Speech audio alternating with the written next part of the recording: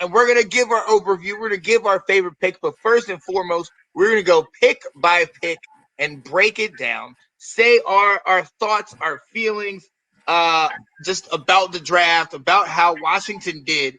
And we're gonna start. And Will, I'm gonna come to you. The first pick, the 19th pick in the draft. We got Jamin Davis, inside linebacker, Kentucky. Go ahead, Will. Okay. What was the one position we said we needed to improve at the start of the offseason? Linebacker. Yep. What did we just draft? A starting linebacker. I'm good. Happy with it. Well, short to the point. I can dig it. Hey, I love it. Let's go, Ab. What you got, man? Are we saying we like it or love it? Are we doing the like it, love it, or hate it? Or just giving an analysis? No, just analysis. Just Gotcha. talk about the guy, what you thinking.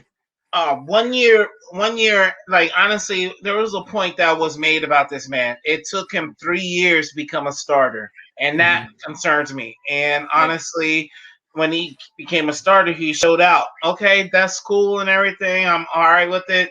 I mean, I'm okay that we picked up an inside linebacker. I'm okay that bless you, baby. And I'm okay that like this happened. But to me, it's not the linebacker that we should have picked. To me, we could have picked, like, I don't know if anybody realized this, but we could have picked up Darisaw and picked up JOK with our picks. First, second round. If you really look at it, we could have picked both those guys up, two first round grades, but we picked up him and another guy, I can't remember his name. So honestly, this pick is okay to me. Like, it's all right. Like honestly, I hope he does well. I hope he shows out. I hope he proves me wrong. But to me, I don't see it. Third round pick to me, for real. Yeah. After you go, Sean, I got something to say. I'm sorry. I see. Well, Sean, you go ahead and go, and then I got something about Kentucky players that I'll kind of gives me hope. You go first, Sean. Okay, so he's 6'3.5", 234 pounds, 33-inch arms, and 9.5 on hands. He had a 6.35 draft grade. I've seen the tape. I like what he did. I honestly think he is one of these guys that you see these guys that get hyped throughout the preparation for the draft. I think he's one of these guys that got hyped as you started looking. If you look at enough tape, you'll find what it is you're looking for. And I think people continue to look at it. They continue to say, "Oh, this guy maybe has speed. Oh, he plays in the SEC, so he made tackles here and there."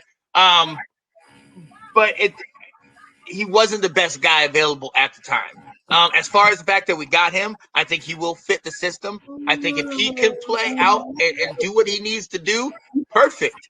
But right now, I could see him splitting time. I don't see him being that guy for us. I don't think he is that 19th pick worthy in my estimation. Will, what were you about to say? Yeah, so partly about being down here and watching a lot of SEC football. In those past 4 or 5 years, Kentucky has gotten to be a legit program.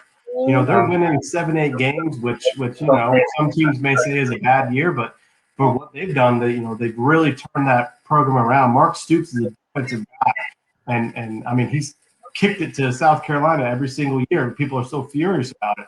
But what you've seen is that they've got a lot more talent there. In the last couple of years, they put Bud Dupree in the pros at linebacker. They put Josh Allen. He was a top 10 pick to Jacksonville a couple years ago. So he seems to be able to develop some of these linebackers to be some really good NFL players. So I think that's why I've got so much optimism about the kid, because he has only played like 1 year as a starter. Right. So now, to move on to the next pick, and like you said, Ab, Darisaw we could have got. JOK dropped down to where we could have got him in the second round. We could have potentially got these guys. We did go for needs. Our second pick, excuse me, sorry about that. Offensive tackle from Texas, Samuel Cosmi, Mr. Cosmi over here. 6'7", 303, I believe. A monster, a big guy, has played the game. Ab, what do you feel about this guy? So from what I got from ESPN, it says 6'5", 6'6", pretty much, 6'6"? Oh yeah. and 315. Still a big dude. Like we're talking about just we're not talking much. So like just basically what you said.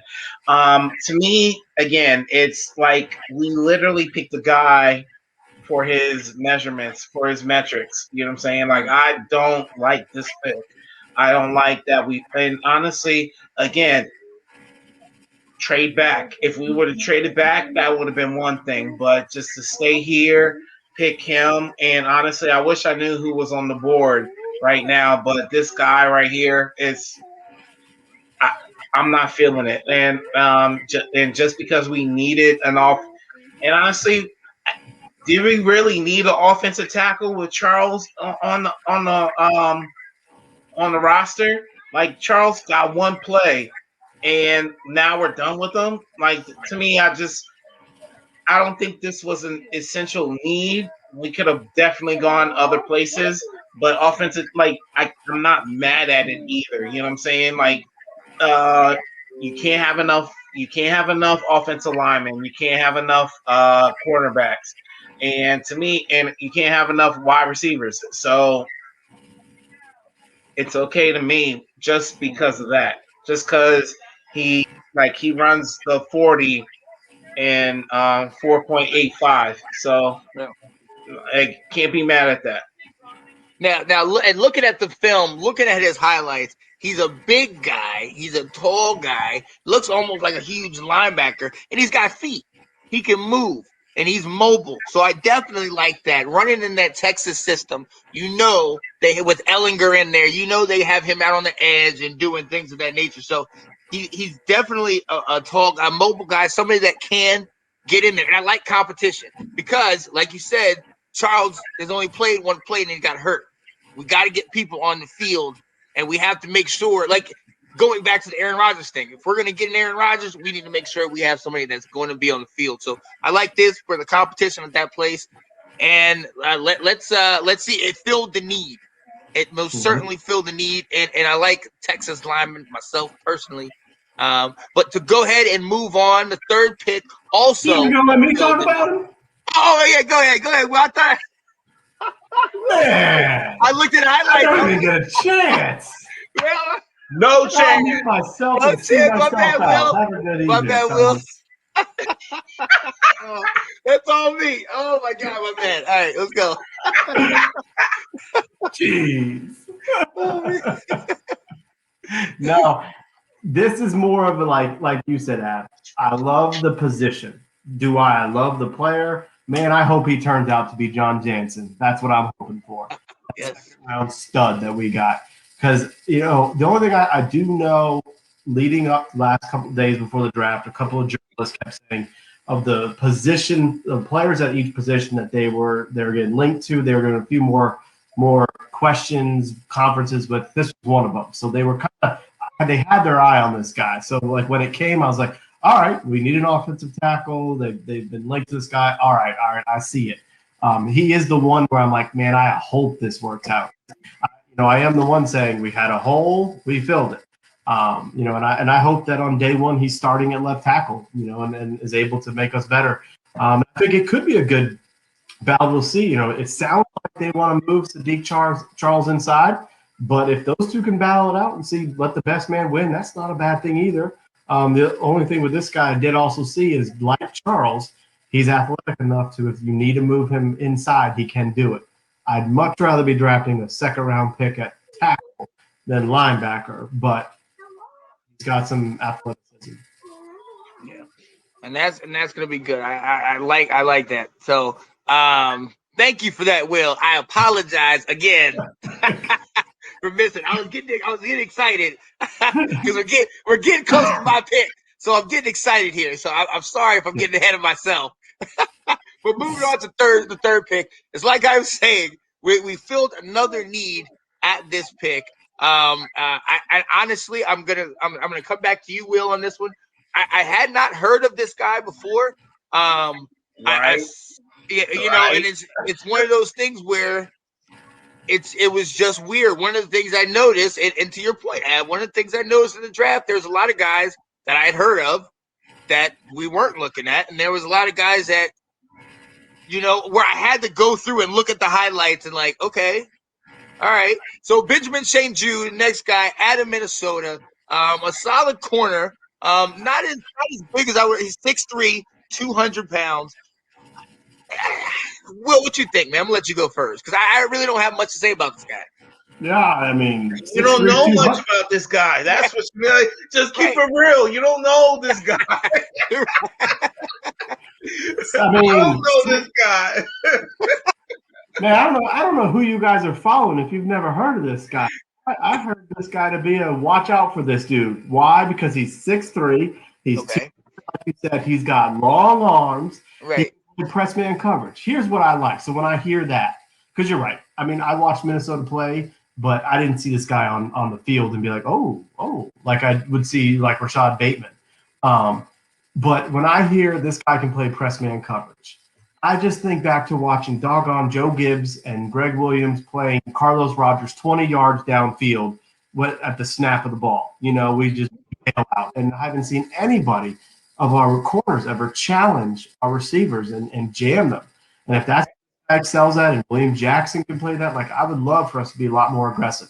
See what the Giants, are doing with their receivers, seeing what the Eagles picked up with Devontae Smith. It's like, when they announced, I'm like, oh, corner. Okay. I've been wanting to beef that up. I thought they went with him a little higher than I thought they would, but there's some measurables there that I think hopefully will translate, and I hope it works out. Yeah. Ab, because I know you right along the same lines as me, man. I don't watch Big Ten ball as much. I do like to watch their offense because I knew Bateman. I knew their running back Ibrahim in Minnesota. But I don't get out to a lot of Minnesota ball. So, Ab, I like the size and all that. What do you think, man? To me, honestly, I'm trying to get my Ron Rivera hat on. Like when I think of these picks, because like these are a bunch of no names, and I'm gonna just say that they're a bunch of no names. I'm just hoping that he finds a place on the field for these guys. And that's the only thing that I can really say about this. He's 6'3". Honestly, that, like, to me, I really want to say he wants to put this man as a safety. And honestly, just that's all I can see is this man trying to be a safety, and he's going to convert this man into a safety. And that's what he envisions. And honestly, that's what I envision too.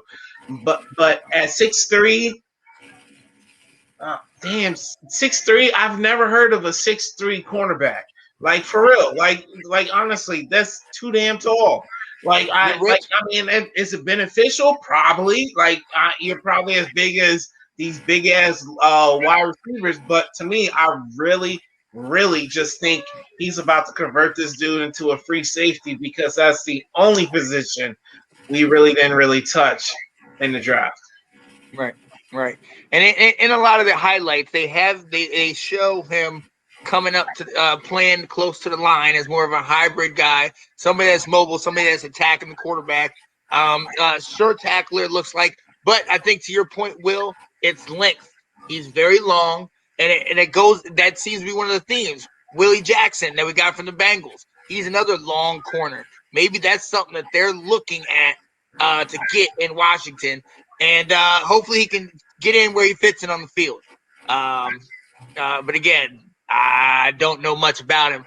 But maybe I'm just saying that so that we can move on to the next pick in this draft.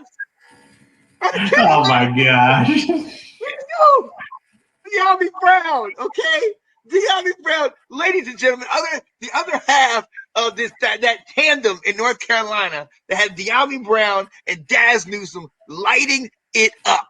Okay, to go along with those dominant running backs, okay, of Javonte Williams and Michael Carter and that quarterback Sam Howell. Loved that offense. That offense was off the charts, averaging 40 points a game, dominating. I'm just going to give you a couple little quick stats on my guy that we picked up with our second pick in the third round. 51 receptions, 1,034 yards 2 years ago. 55 receptions, 1,099 yards last year. Averaged 20.3 2 years ago. Averaged 20.0 last year. I understand it's a high flying, powerful offense, but that's what he's gonna. I really feel like that's what we're gonna do in Washington with Fitz. I feel like Fitz is gonna try to take it off the top. My man has got wheels. He's got speed for days and he's gonna be able to potentially move into a slot with Curtis Samuel and McLaurin. We can have this dude at what? Man, where is it at? Where is it at? They say DBU, we say wide receiver you, baby. Let's go. Let's go, Tar Heel Nation. Let's get it. I love that we went back and got him. Definitely, and y'all made a joke earlier because I was definitely watching the NFL draft, Washington draft, and then North Carolina's draft. I want to see how we got all four of our guys got picked up that were studs. Watch out for Sam Howell next year. And Ab, I'm coming to you. Second pick in the third round, the 82nd pick of the draft. Washington picks up Dyami Brown, wide receiver of North Carolina. How you feeling about this one? Yo, did you say speed? Yeah. Did you talk about the speed? I'm sorry, I didn't hear you. Oh yeah. Go elaborate on it. I just said that he's gonna take the top off the defense. Oh, my man is not a 4-4.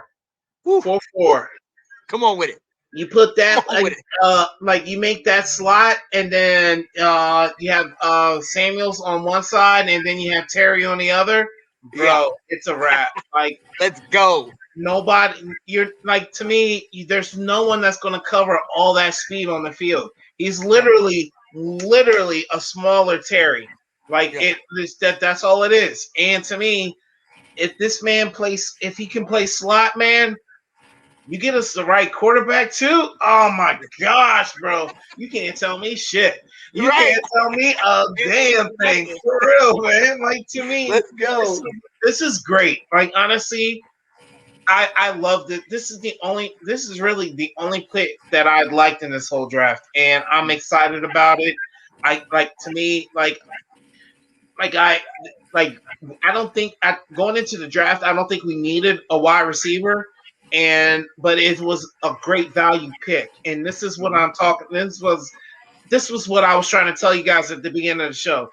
Like, you don't pick just because you need a position. You pick for the value also. You try to incorporate that also. And this right here was like, we don't need a wide receiver, but hey, this is a great, like, honestly, this dude should have been gone by now. So we're gonna jump on him, and we're about to tear y'all up. Wait, see. Hey. Yeah. So Will, go ahead and speak on wide receiver you. I'll put this right here just so you can see. You know, Sean, I'd be very careful. I see bust written all over this guy. Wow. Route running skills. I can't believe they did. I'm just messing with y'all. This is my favorite pick of the draft too. Because it, like you said, Abbott, wide receiver wasn't really the need. You know, we looked at all those guys in the first round that we talked about, and it's like, but this guy provides so much versatility. And I said, if we were going to get one wide receiver, I want someone who's got speed, you know. And from what I heard, they liked Elijah Moore and Dyami Brown were the two guys, and they knew they couldn't get more because they weren't going to go for wide receiver early, and they just hoped, and then he fell. And so they they pounced on him. And it's like you said, he's got speed, he's got some size, he can play outside, he can play inside. Like, you can move these guys around like your defenses. Fitzmagic's gonna be slinging. Yep. This is awesome. It's about to be Fitzmagic's best year, bro. I'm calling it 17 right now. games of Fitzmagic, baby. Let's Here we go. I'm about to call it right now. This is going to be his best year. Yeah. Hey, well, he better. My gosh, look at the weapons he's been given. And the chance. He's given a chance right now. Sean, that shirt. Hey, Ron Rivera, if you need to know anything, know this. You need to see the pipeline for some talent. You come down to Chapel Hill, baby. Oh my gosh. Tar Heel Nation. Yo, but I'm telling you, I love what he did, and yes, I am biased. I watched every one of their games, but this guy can really take the top off of a defense. And I knew between him and Daz Newsome, both quality, solid guys, but I knew Dyami Brown was a little bit better, and I was hoping upon hope that he'd be there in the third round. But like you said, Ab, I think he could have definitely gone earlier. But I'm so glad we were able to get him. Just because I do think he's going to be a perfect complement to those guys. He's going to be able to then take away that coverage. You're not going to be able to double all three of that. And like I said, I'm putting it on here right now. I'm calling it. This is the Posse 2.0. I was telling Will earlier. I was watching old Super Bowl 26 when we had Art Monk, Ricky Sanders, Gary Clark. This is that. Let's go. Scary Terry, my man Dyami Brown, and Curtis Samuel. What? Let's get it, man. Let's get it. We can end it right there. We don't even need to go on to the other part of the draft. I'm gonna say something. Is it possible to have 3 1,000-yard receivers? Oh yeah. Has it been done? It has it. We did it. Did we do it? Or no? We must have two. We got two.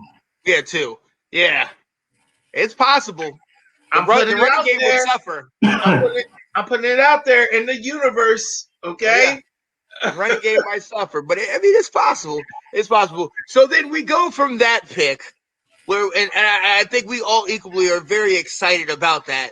And then we go to the next pick, when you start getting deeper and deeper into the draft, that's when all the homework, all the analysis, all the other stuff starts to really start showing up, because you start seeing who it is these guys are. And the next pick we had was a need, tight end, John Bates out of Boise State. Great size.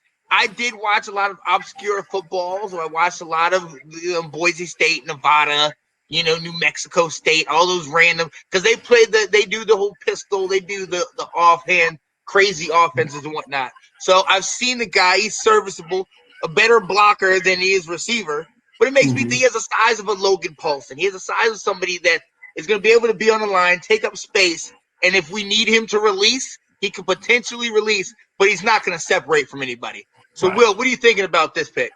Yeah, well, I mean, full transparency, I've never heard of him until he flashed across the screen. Right. I said, okay. Now, I will say this. Both Kiper and McShay said, this guy's a real something. He's a good blocker, like you mentioned. We needed a tight end who can block. I have hated Jeremy Sprinkle since they drafted him. Dude stole a bunch of stuff at the Belk Bowl.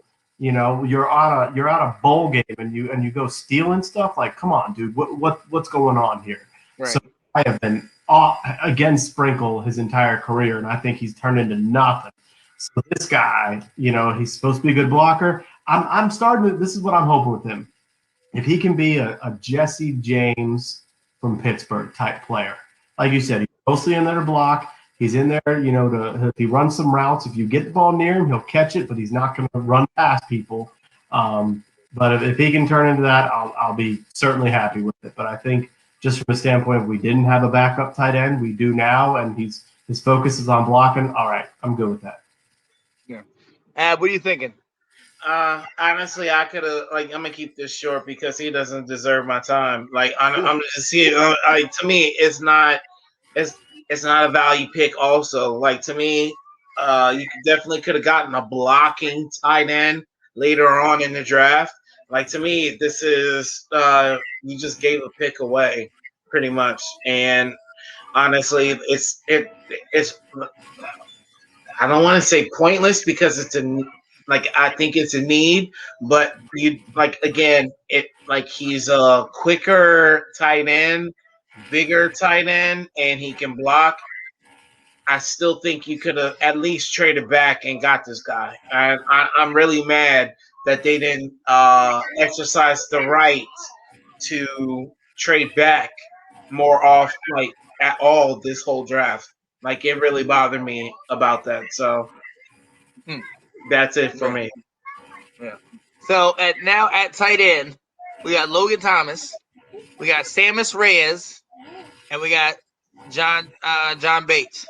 Right. So, I like this guy I like this guy is gonna be our blocking guy. Because the X factor, as we know, is Sammis Reyes, because we don't know what basketball players can do on the football field. So we gonna see how that whole thing plays out. And we know we have Logan Thomas, but I do like these guys filling in, giving Thomas a breather, because as you mentioned before, Logan Thomas played how many snaps last year? You know what I mean? We're not going to be able to run him on into the ground like that again this year. So I like this as getting somebody else on there, but I think this is somebody like we mentioned before. Brevin Jordan was available at this particular time, so it makes you think, what was it that said John Bates is better than Brevin Jordan? As an ACC guy, I've watched Brevin Jordan. Brevin Jordan can play. He can catch the ball, right? Yeah. So then it makes you think, okay, well, what were we going for? Are we using it for a running game? What we doing? Because this guy, from everything I've seen and from I've heard, he's not separating from anybody. You know what I mean? He's not going to make a gap or anything like that. It's going to be one of those play action where he gets off and everything's swaying one way and he goes against the grain type deal. You know what I mean? So, but that's as far as we're going to go on that. Next, again, we're getting deeper and deeper in the draft. Next pick out of Cincinnati, filling another need that we had. Derek Foster, safety from Cincinnati. This is another one. I have seen him. I have seen Cincinnati play. I haven't necessarily. It wasn't somebody like, okay, that guy. I like that guy. I'm looking at highlights now. He is somewhat of a ball hawk. He's got wheels. He can move. But he's 5'11", 206. He had a 5.96 draft grade. Will, what are you thinking about Derek Foster? Yeah, so this was actually, when it comes to, all right, so like when it came through, like, all right, safety, we needed a safety, good. And then when I read a little bit more about him, because I've never heard this guy, this one is my only, like, really, like, pick from them, because Cincinnati played him a free safety, but they say he's going to translate into a strong safety in the pros. They say he's a special teams guy. So I started thinking, all right, well, is he going to replace Troy Apke? But Apke plays free safety. Not a bad thing to have two guys who can run on special teams. But I started thinking, like, this guy just reminds me of the Shazer Everett a lot. But the players love Shays, and he's a captain of the team. It's like, I don't necessarily want Shays to get replaced, being that he brings a lot more leadership out there. So this is the only one that I was just like, I don't really know what we're doing. We're doing this pick here. Right. What do you think, man? To me, I think everyone's like, oh, it's. I think everyone's like, oh, we're addressing needs and everything like that, but people fail to see that this is literally the fifth round. Like, fifth rounds rarely become the starters. So, What are we really talking about here? So, and again, it goes back to what I was telling you, is that we're drafting these players because of their metrics, what they are doing at their pro days. He has 4.4 speed. So they're praying that this guy can actually do some free safety shit. And to me, it's like, you don't draft guys like that. So to me, I'm real blah about this pick also, especially this pick. Like, honestly, it's leadership is fine, but that's not something you hang your hat on. Like, that's not something like, oh, he should be drafted because he's a good leader. He shows what a good teammate is supposed to do. Nah, bro. Nah. Who's saying that? I'm sorry? Who's saying that? No, I'm saying that it's when you talk about this guy, when people are saying, like, when you should be talking about what he does on the field, they talk about his leadership. Oh, okay. Like, it's like, that's not something you hang your hat on. That's not something. It's not something you get drafted on. It's like, honestly, I've never seen a player get drafted because they're a good teammate, because they're a good leader. You know what I'm saying? Like, that's.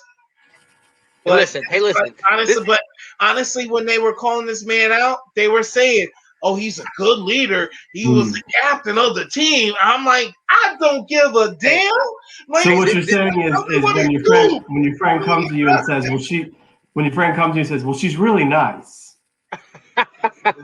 You're like, a word? Oh, really? okay. Okay, you don't have to bring her. Nice, like, Right. Oh, I get it. All right. Yo, man, this is, hey, shout out to our fourth member. This is Anton's guy, man. You know, this is it. This is the moral support, baby. He's like, this is the guy I've been waiting for. This him, man. Derek Foster. a locker room guy. Derek Foster, yeah. He's a morale guy. And look, you know, and hey, and you know, and at the end of the day, I mean, who knows? I mean, hopefully he'll shock us all.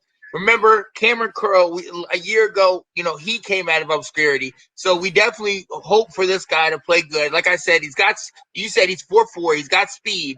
So with that defense, Ron Rivera and Jack Del Rio can put guys in places to make them successful. So hopefully that is going to happen. But at the end of the day, if he makes a team, he might make it as a special teams guy. Yeah. And then this is that time of the draft where you get special teams guys. Mm-hmm. And I'm going to go back to the actual draft that night.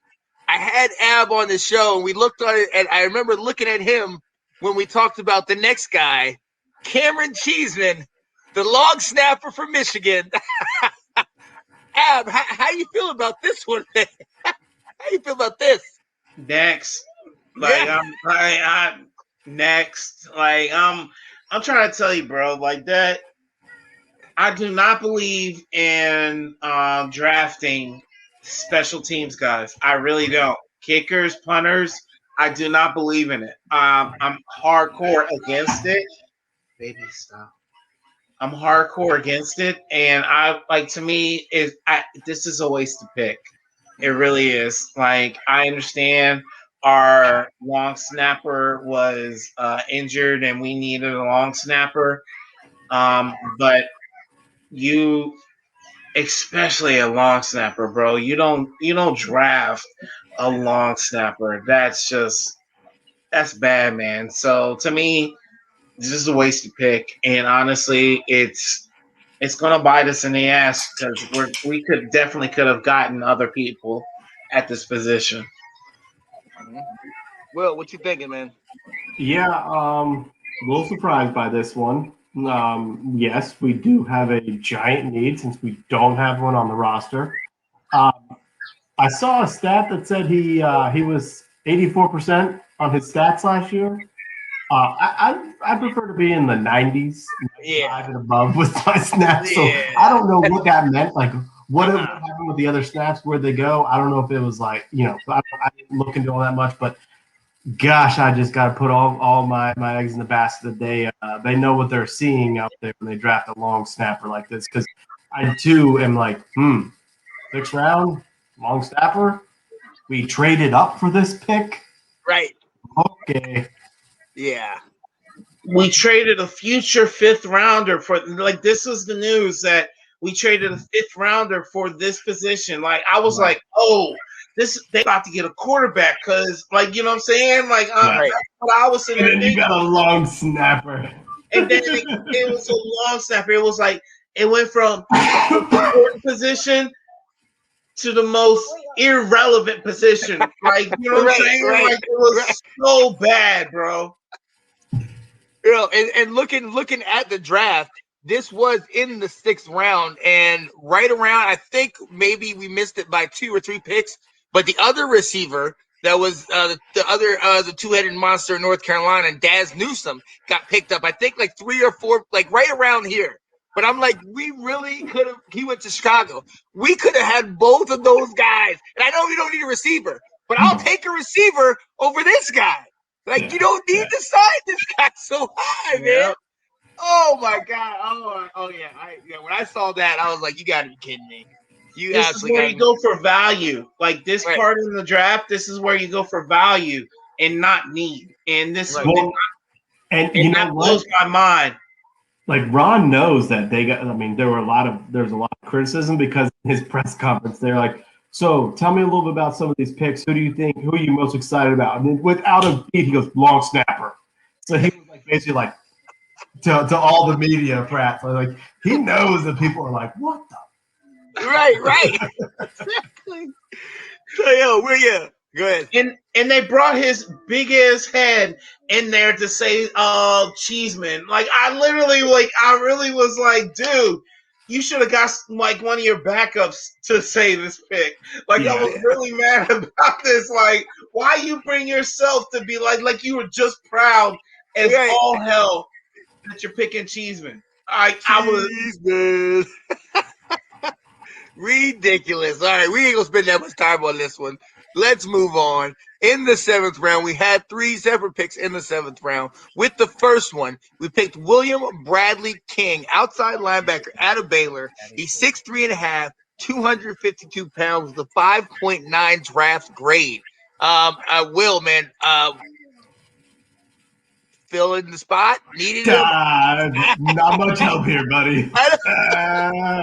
I mean, special maybe teams. there's a chance if he's an outside linebacker to make the team, but I know nothing about this dude. I'll be honest. Yeah. He's got, like I said, 6'3.5", 252, good size, but he's listed as a defensive end. We also looked at him potentially at outside linebacker. He listed there too. So hopefully he can find a spot. But right now, unless you got that Terrell Davis mentality, like I'm gonna shock the world, I don't know. What you got, man? Nah, honestly, like I told you guys, like to me, the only thing I can really look at about the him and the next guy, Shaney, Shaka Tony. Yeah. So, Shaka Tony. like to me, I think this is one we always pick up a defensive end off outside linebacker in the 7th round. Yeah. That's just what we do, and.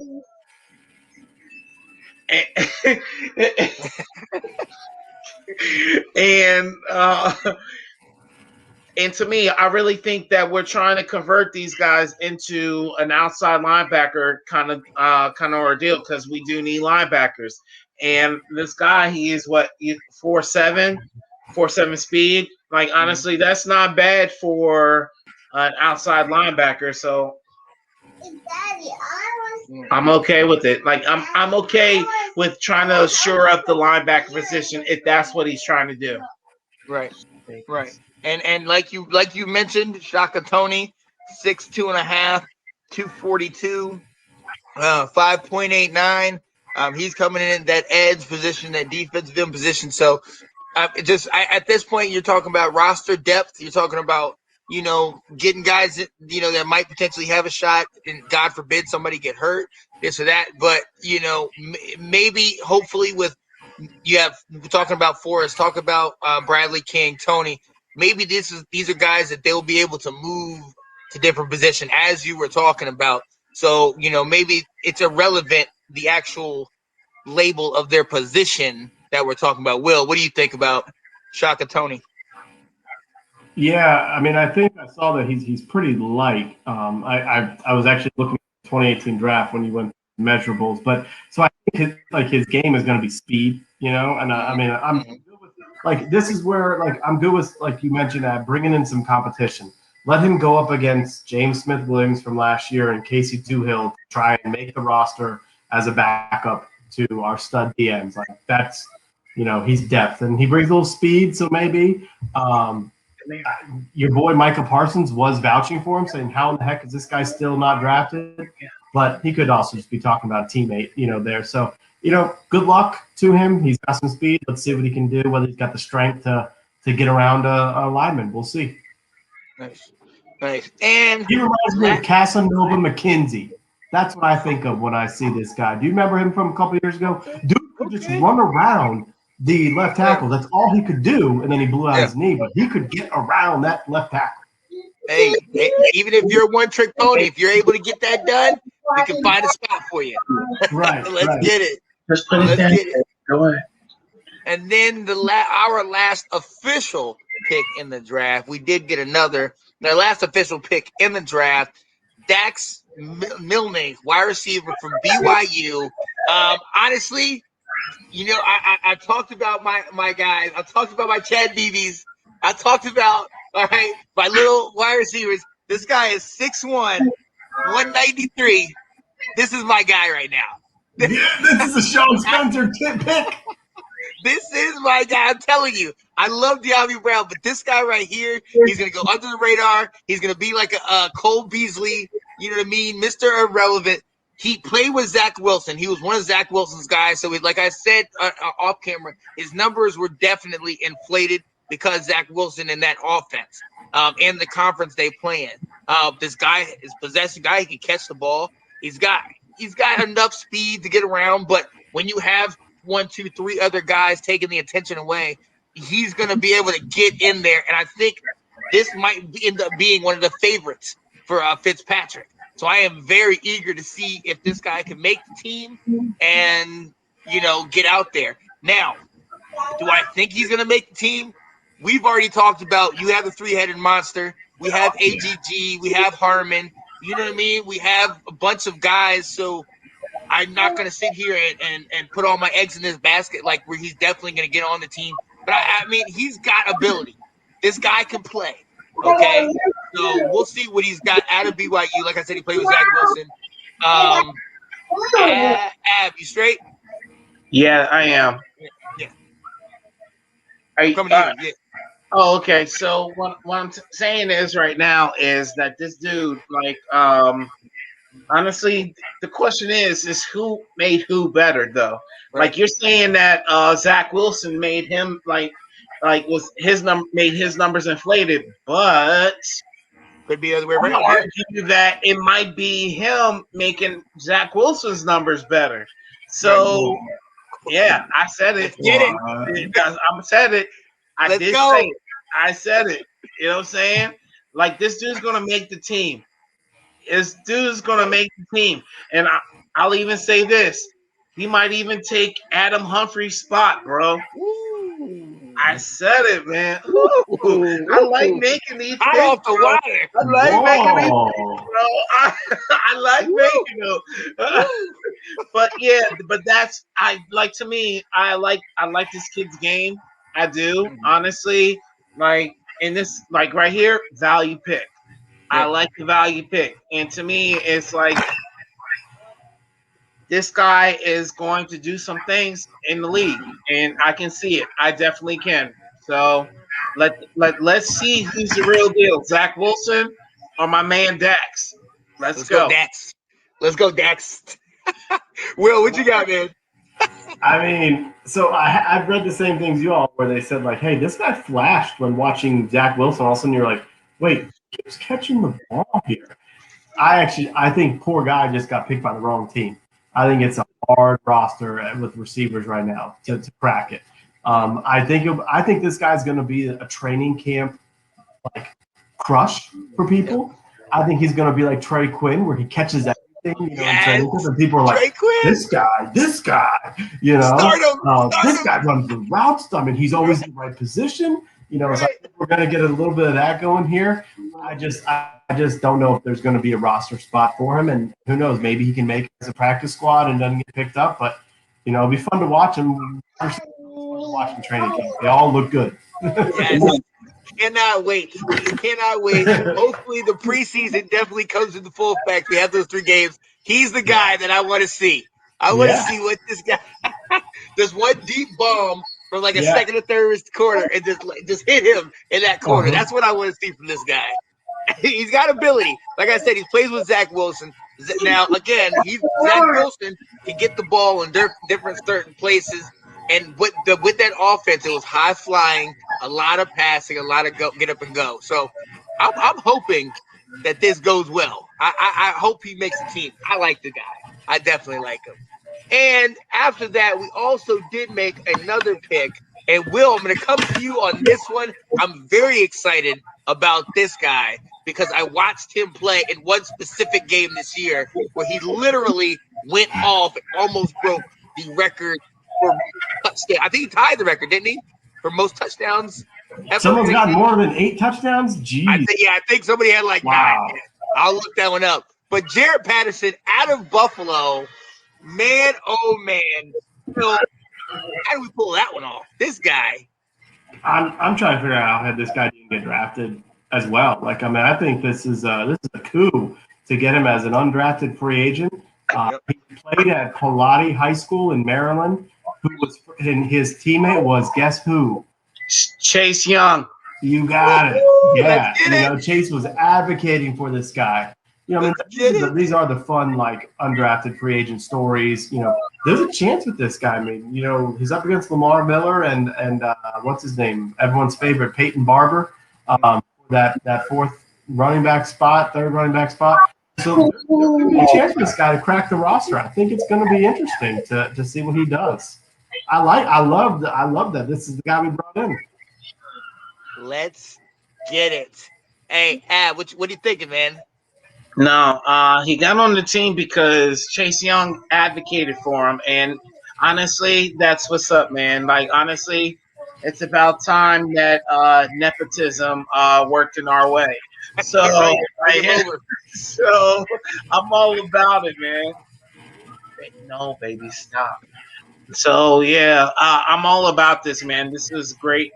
This dude, he didn't get picked up because he's like on the worst part of like 5'7", 5'6". Right. He's like, honestly, he's on the worst part of that height scale, bro. But the dude is massive for that size. Yeah. People don't understand. 5'6" and 200 pounds. That's dumb, bro. Like, that is so dumb. Like, that's big as hell. Like, you know what I'm saying? Like, the dude is, like, he's just a little cannonball. Like, and honestly, people, like, the dude's going to get his respect. He really is. Honestly, I see him top 4. I see him top 4 running back. Nice. So, yeah. I definitely can see that. Peyton Barber is on his way out. I see it. Hit the road, Jack. Yeah. Hit the road, Jack. And look, I'm just going to give you the stat line on 2 games this year. And again, he played for Buffalo, so that's it. He played in the MAC conference. And the MAC conference is not the SEC. It's not, the Big Ten. Doesn't have those stout defenses. Wait, is Memphis in there? No. They're American AAC. Oh, okay. This is the team that likes the Ball States, Akron, Kent State, Boise State, Miami of Ohio, teams like that. So in a 2-week span, November 28th, they played Kent, 36 carries, 409 yards, 8 rushing touchdowns. Good day. Yeah, the week before that, 2 weeks before that, they were out 1 week because of COVID. They played Boise State in Bowling Green, and he had 31 carries, 301 rushing yards, and 4 rushing touchdowns. 12 rushing touchdowns in 2 games. Ended the season with 19 rushing touchdowns and only played 6 games. Wow. Okay? Guy's a monster. Anytime you can do that, I mean, come on. I understand the defenses and they might be, but they're still playing football. Yeah. It's disrespectful, man. For real, man. It's straight disrespectful because how big was Barry? No, the guy that was on the Eagles, the big the short guy, the little scat back that they had. Oh, what's his name? Darren Sproles. Darren Sproles. Yeah. He was like 5'3". That's what I'm saying. Like, he was like, you know what I'm saying? I mean, a little person. Why can't he get that respect? You know what I'm saying? Like, it can be done. Yeah. It can be done to be in this league and be short. Even Chicago has a little guy. Like, Owen. Yeah. So, honestly, it's disrespectful. This man, like, you give this man his respect. Honestly, he's gonna pop people in the mouth and make them respect him next year. And I'm glad he's on our team. Exactly. I absolutely love it. Hopefully he brings us some of that joy, some of that excitement. So, ladies and gentlemen, that was our draft. You've heard our bits and pieces upon it, and now it's at this point in the draft where we really want to just kind of give our 2 cents. Ab, I'm going to come to you first.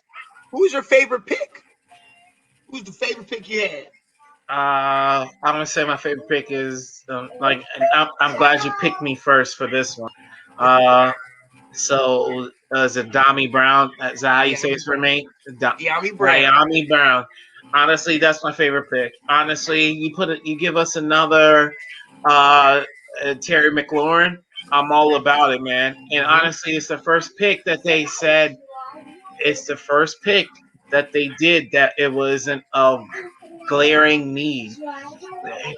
And to me, that's how you draft, and that's how I wanted to draft, and I'm all about it. So honestly, that's my favorite pick. Now you guys have to pick something different. Will, what you got?